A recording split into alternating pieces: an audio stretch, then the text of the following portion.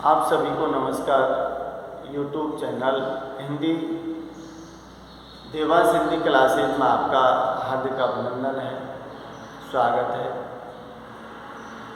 देखिए, BA part first year वाले जो बच्चे हैं जिनके एग्ज़ाम होने वाले हैं, कंपलसरी का पेपर है जिसमें आपके ऑप्शन और पिट आते हैं। मैं उन्हीं के विषय में थोड़ा सा संक्षिप्त रूप में बात करना चाहता हूँ, क्योंकि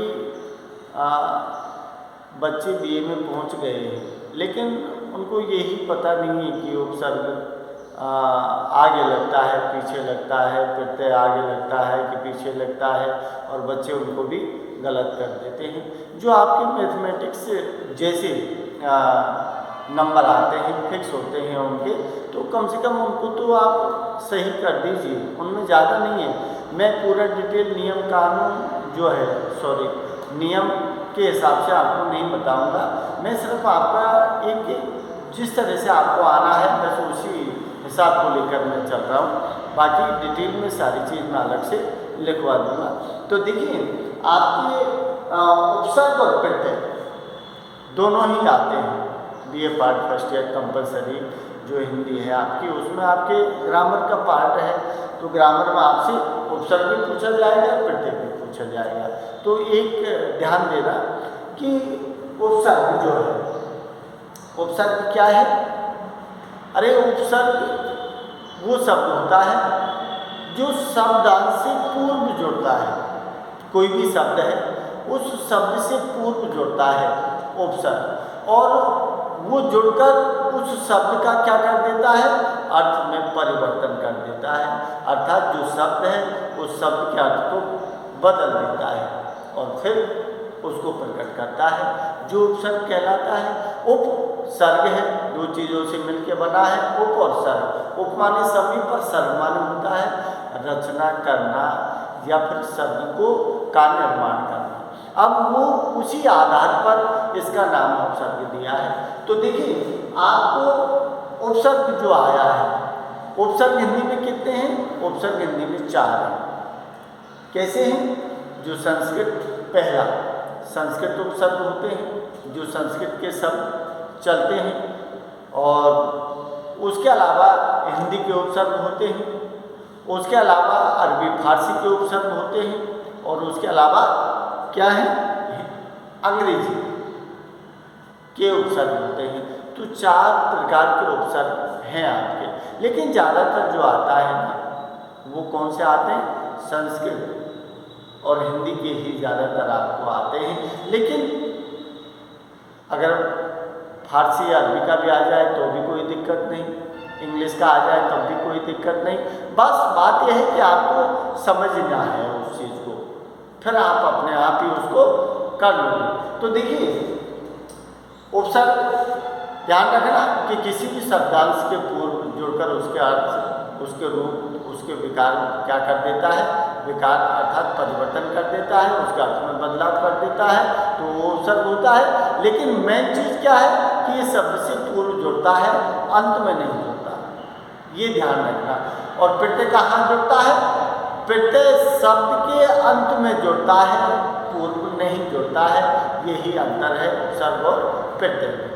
तो देखिए, आपको शब्द आएंगे, कोई भी उपसर्ग दे देगा आपको, और उस उपसर्ग से और उस प्रत्यय से आपसे 2-2 या 3-3 या 4 से ज़्यादा नहीं पूछता, 2-3, ज़्यादातर 2-2 शब्द पूछता है। तो उस उपसर्ग से 2-2 शब्द बनवाएगा आपको, और 2-2 ही प्रत्यय बनवाएगा। तो ये चीज़ आपको ध्यान रखनी है। अब वो शब्द कोई भी हो सकता है जो आने वाला है, वो संस्कृत का भी हो सकता है, क्योंकि हिंदी में चलते हैं 4 प्रकार के। तो संस्कृत के जो उपसर्ग हैं वो भी हिंदी में आते हैं, और हिंदी के हैं वो भी हिंदी में ही आते हैं, और कुछ शब्द अरबी फारसी के हैं उनको भी उसमें दे देते हैं। और चौथा है आपके अंग्रेजी जो उपसर्ग हैं उनको भी दे देते हैं, लेकिन घबराने की बात नहीं है आपको।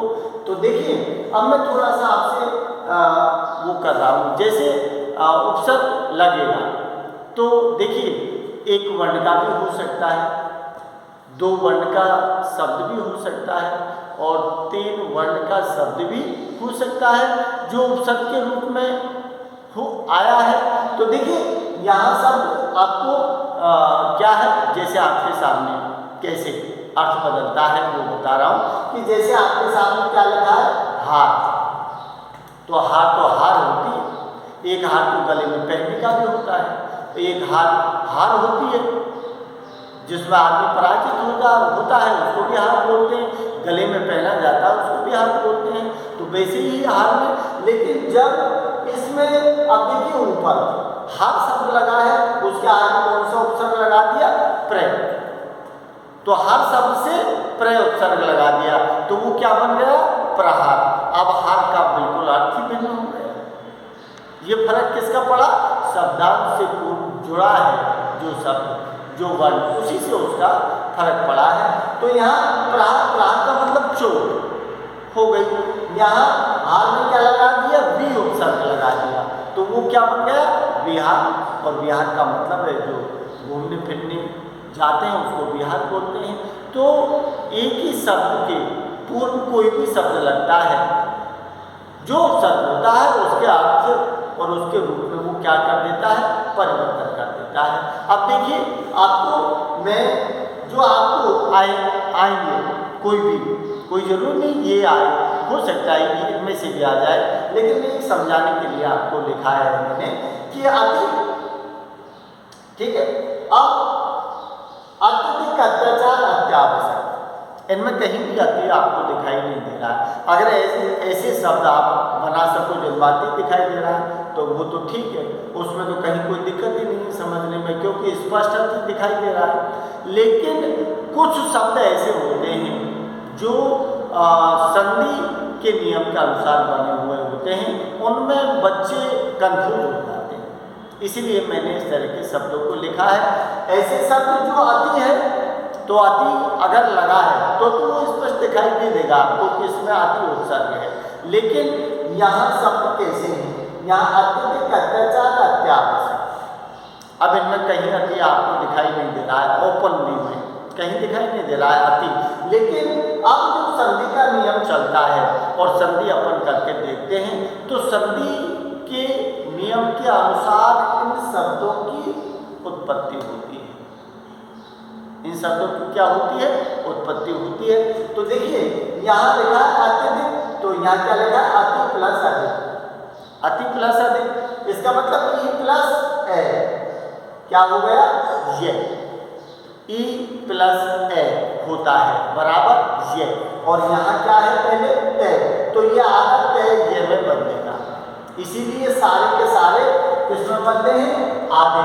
यहाँ आधा तय, यहाँ आधा तय, यहाँ आधा तय। नियम ये बोल रहा है, ये किस संधि में आता है, यण संधि में आता है, समझ गया। तो अति जहाँ दिखाई दे तो कोई बात ही नहीं है, लेकिन आपको ऐसे शब्द नहीं आएगा, ध्यान रखना। आपको तो बनाने हैं शब्द आपको बनाने हैं जिनको आप बना सकते हो। लेकिन यहाँ अनु है तो देखिए यहाँ अनु में स्पष्ट दिखाई दे रहा है, अनुप्रास स्पष्ट दिखाई दे रहा है, अनुवाद, लेकिन यहाँ दिखाई नहीं दे रहा, अन्वय नहीं दिखाई दे रहा। अब अन्वय क्यों आया है, यही जैसे वो नियम के तहत आया है उसी तरह से अन्वय आया है। ये अन्वय, अब ये अन्वय का मतलब क्या है, जैसे आपने लिखा अनु प्लस क्या लिखा है, आइए, इसका मतलब उ प्लस ए बराबर क्या होता है, वे, बराबर क्या बनता है, वे बनता है। तो फिर ये क्या हो जाएगा, ये शब्द बनेगा। तो ये इस चीज को आप जब पकड़ पाओगे, जब आप संधि के नियमों को पकड़ पाओगे, संधि आपने पढ़े होंगे जब, तो कोई दिक्कत नहीं है आपको। लेकिन ये शब्द उसी तहत बना है। तो देखिए यहाँ क्या लिखा है, अधि, अध्यक्ष, अध्यादेश, अध्यापक, यहाँ भी आदत है, यहाँ भी आदत है, यहाँ भी आदत है। अब वही चीज यहाँ भी काम करेगी। अधि जैसे आपने लिख दिया, क्या लिखा है, अधि प्लस क्या लिखा है, यहाँ क्या हो गया, ई प्लस ए बराबर ये। अब ये यहाँ क्या है, ये शब्द बनेगा जो शब्द में दिखाई देगा। तो ये जो जन संधि है उस जन संधि के तहत बनते हैं। तो यहाँ आपके अधि में अध्यक्ष में अधि है, अध्यादेश में अधि है, अध्यापक, अधि प्लस आपक। अब जैसे यहाँ लिखा है अधि प्लस आपक लिखा है। अब यहाँ बड़ा आ की मात्रा लग रही है तो इनमें सब में भी मात्रा लग रही है, जैसे अध्यादेश और या। तो अध्यादेश अधि प्लस आदेश, उधर भी आ की मात्रा है, इधर यहाँ नहीं लग रही है तो सिर्फ अध्यक्ष रह गया। तो यहाँ भी अधि प्लस अक्ष हो गया, अक्ष नहीं लिखा गया है।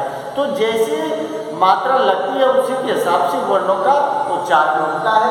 तो यहाँ क्या हो गया, अधि प्लस आ, ई प्लस आ, तो ये क्या बन गया है, या। ये क्या बन गया, या। ये शब्द बन गया। तो इस हिसाब से इनका निर्माण होता है। शब्द सिर्फ आपको ये आएंगे, इनमें से ऐसे शब्द आएंगे, उनसे आपको शब्दों का निर्माण करना है। दो शब्द आपसे पूछेगा तो आगे से अध्यक्ष हो गया, अध्यादेश हो गया, अध्यापक हो गया, अनु से अनुप्रास, अनुवाद, अन्वय और अनुभव हो गया। ये तय आधा है। तो तय और लय जहाँ मिलते हैं संधि के नियम के अनुसार तो वो क्या हो जाता है, डबल लय हो जाता है।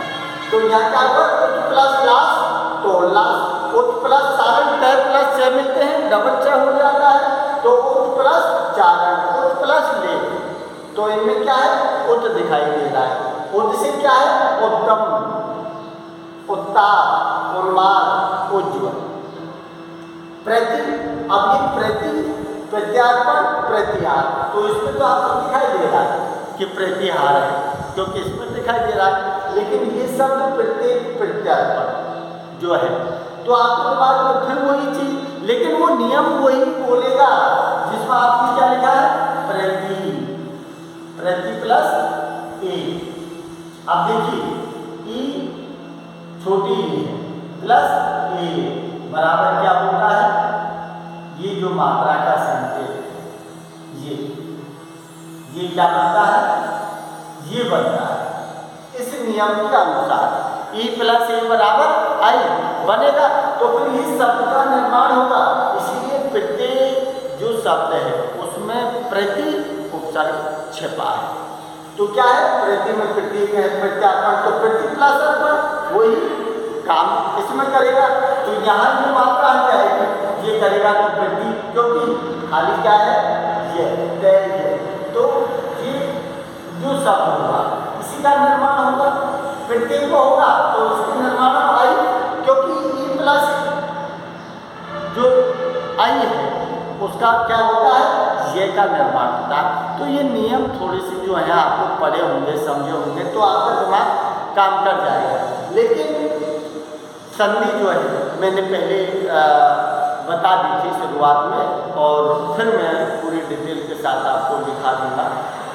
तो देखिए, जैसे यहाँ लिखा है सम यहाँ कहीं दिखाई नहीं दे रहा है। सम आपको यहाँ क्या दिखाई दे रहा है, साहा, संयोग, संतोष, लेकिन इनके ऊपर एक अनुस्वार दिखाई दे रहा है। ये अनुस्वार ही किसमें बनता है, मैं का ही अनुस्वार बनता है। तो यहाँ क्या दिया है, समहार, तो ये क्या दिया है, अब इसका अलग अलग करोगे तो ये क्या होगा, सम प्लस हार, सम प्लस योग, सम प्लस तो। और जब शब्द का निर्माण करोगे तो मैं अनुस्वार में बदल जाएगा, मैं गायब हो जाएगा। तो यहाँ क्या है, सम उपसर्ग लगा है, यहाँ दो ये आदि, ये हलंत लगा है। तो हलंत का मतलब है कि शब्द आधा रह गया। अब आधा रह गया तो इस शब्द का आपको देखो, लय के ऊपर दिखाई दे रहा है, ये के ऊपर दिखाई दे रहा है, वा के ऊपर दिखाई दे रहा है। तो दुर्लभ है, दुर्योधन है, दुर्वासा है, ठीक है। यहाँ निर, तो निर, यहाँ आधा, यहाँ दिखाई दे रहा है, यहाँ दिखाई दे रहा है, यहाँ तो निर्बल है, निर्जल है, निर्धन है। इस तरह के जो शब्द है ये तीन प्रकार के स है। एक तो सरकोण वाला स है, एक सलेट वाला स है और एक सलगम वाला स है। अब तीनों के नीचे हलंत लगा है तो तीनों ही आगे आगे हो जाएंगे।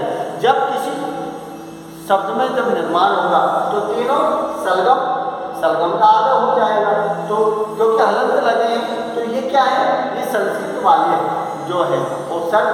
तो दुःशासन आधा से रहेगा, दुःशासन, दुश्चरित्र यहाँ भी आधा रह गया, दुःशील यहाँ भी आधा रह गया, षटकोण का आधा से दिखाई देगा, दुष्कर्म, दुष्परिणाम, दुष्फल, ये क्या है, सलेट वाला, ये आधा हो जाएगा।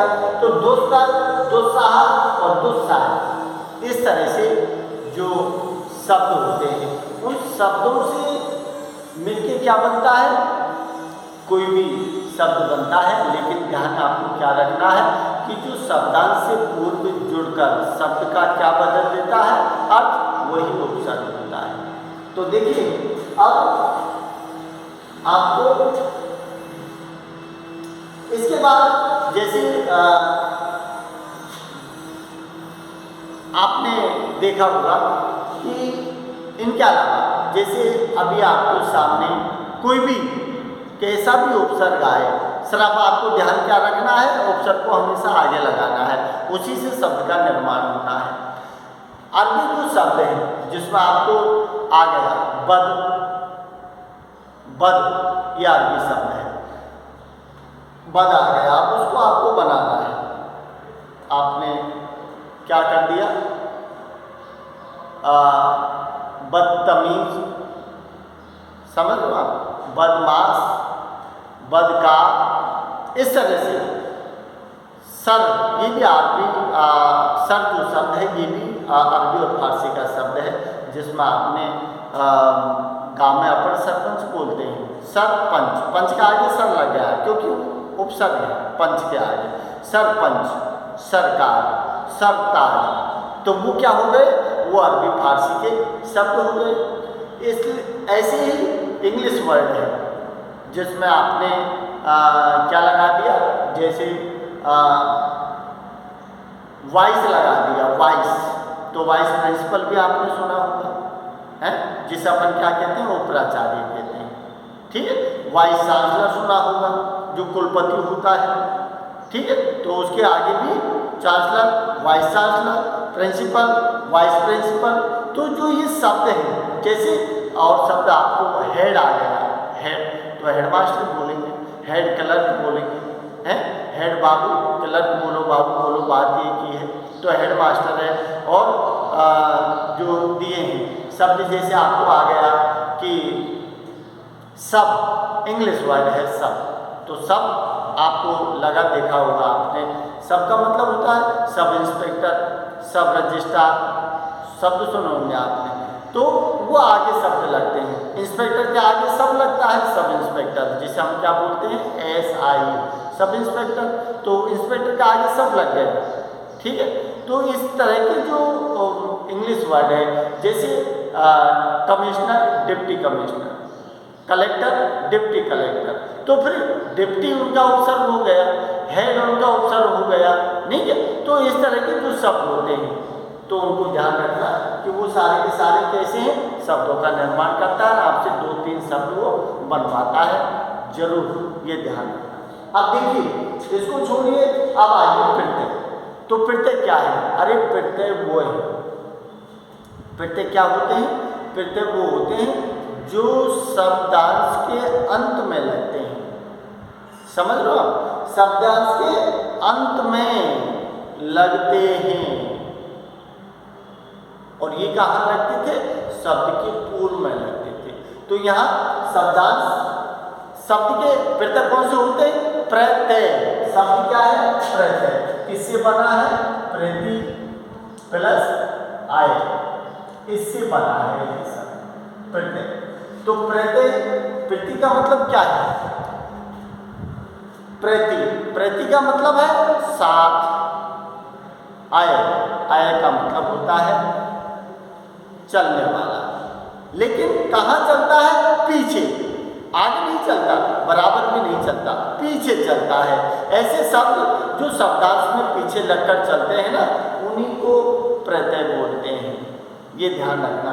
अब प्रत्यय में अलग अलग चीज़ें हैं, लेकिन ऐसे पूछेगा नहीं, मैं थोड़ा सा एक वैसे बता रहा हूँ मोटे तौर पर, जिसमें प्रत्यय आपके दो प्रकार के होते हैं, एक तो कृत प्रत्यय होता है और एक तद्धित प्रत्यय होता है।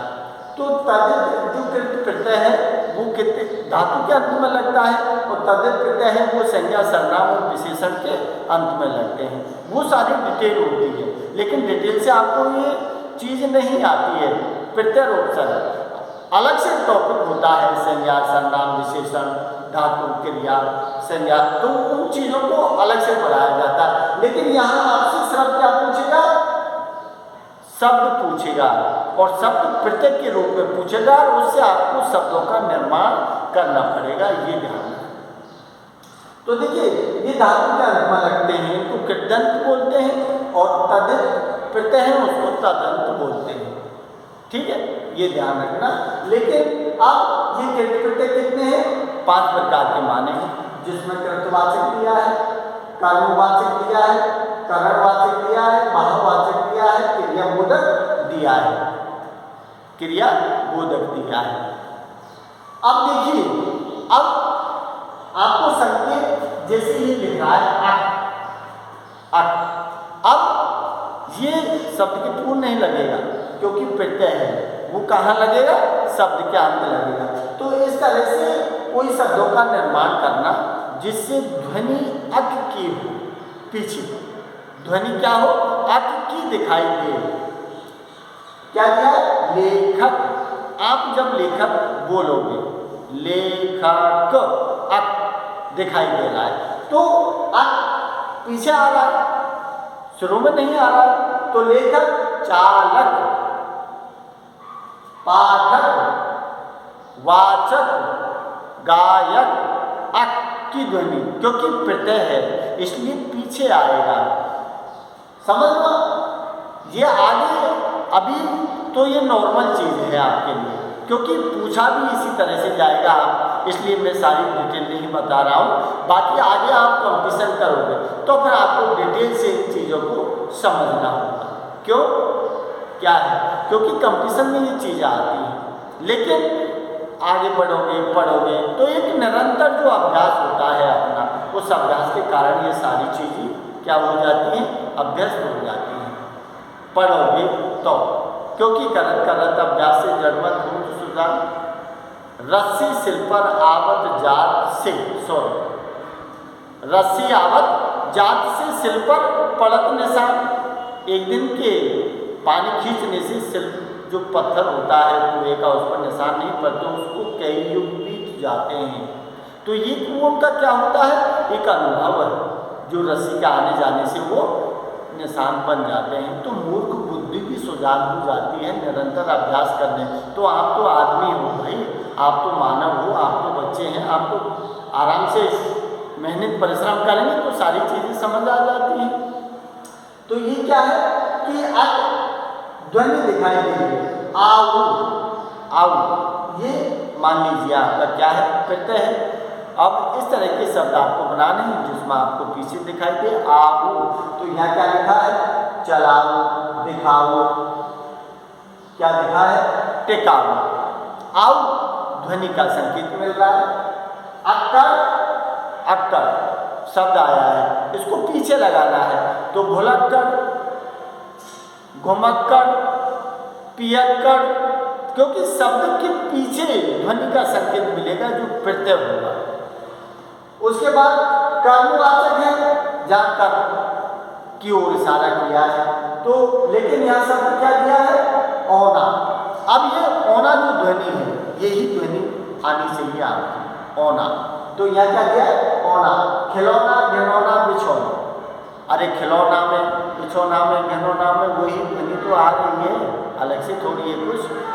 तो यहाँ औना छिपा है, यहाँ अन दिया है, अन अन, तो आप क्या बोलोगे, बेलन, अन की ध्वनि, बेलन, बंधन, क्या दिया है, मंथन, खुरचन।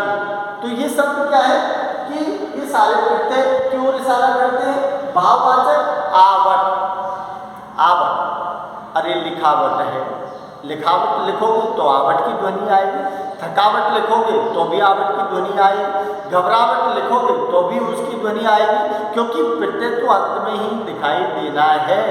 इसीलिए लिखावट, थकावट, सजावट, घबराहट अलग है, वो आहट में आएगा, लेकिन यहाँ तो आवट है, वो अलग है। आहट शब्द है तो उसमें तो आहट अगर वो प्रत्यय आएगा तो उसमें तो फिर अलग तरह से आपको बोलना पड़ेगा, जिसमें गुर्राहट है, चिल्लाहट है, घबराहट है, तो वो आहट की। लेकिन यह क्या है? आवट, लिखावट, थकावट, सजावट जैसी शब्द है। यहाँ क्या किया है? हुआ। अब ये हुआ, इसका मतलब आहट यहाँ लिखा है, देखो आहट, तो घबराहट है, गुर्राहट है, चिल्लाहट है। हुआ सुनता हुआ, चलता हुआ, क्या है? अब इनके अलावा बहुत सारे और भी शब्द होते हैं, क्योंकि प्रत्यय और उपसर्ग में शब्दों की कमी नहीं है, भंडार भरा है। लेकिन मैंने तो आपको सब क्या दिया है, आपको एक समझाने के लिए उस चीज़ को दिखाया है। तो यहाँ क्या है कि लोहार, लोहार क्या है? हार दिखाई दे रहा है, कुम्हार। हारा, लकड़हारा। एरा, सपेरा। आलू, दयालु, कृपालु। ईला, रसीला, रंगीला, चमकीला। तो ये सारी चीज़ें क्या हैं आपकी? ये पूरी वही चीज़ें हैं, कौन सी? जो आपके प्रत्यय और उपसर्ग में आते हैं। इसलिए आपको अच्छा लगे हो तो आप एक बार लाइक, शेयर और सब्सक्राइब जरूर कर दें।